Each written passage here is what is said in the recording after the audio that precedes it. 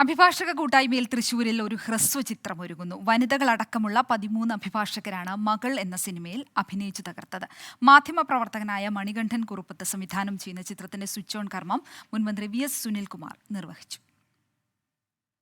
അഭിനയരംഗത്തും തങ്ങളുടെ കഴിവുകൾ പ്രകടിപ്പിക്കാനുള്ള ശ്രമത്തിലാണ് തൃശൂർ ജില്ലാ കോടതിയിലെ അഭിഭാഷകർ.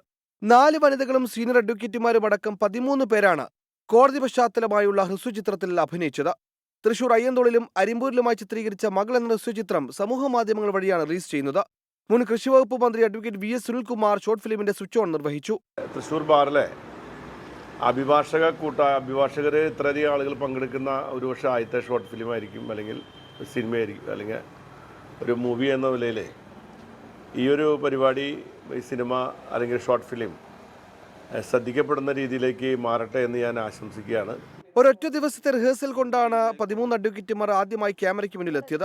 മാധ്യമപ്രവർത്തകനായ മണികണ്ഠൻ കുറുപ്പത്ത് സംവിധാനം ചെയ്യുന്ന മകൾ എന്ന ഷോർട്ട് ഫിലിമിന്റെ കഥയും തിരക്കഥയും ഒരുക്കിയിരിക്കുന്നത് വിനോദ് പാലിശ്ശേരിയാണ്. 24 തൃശൂർ.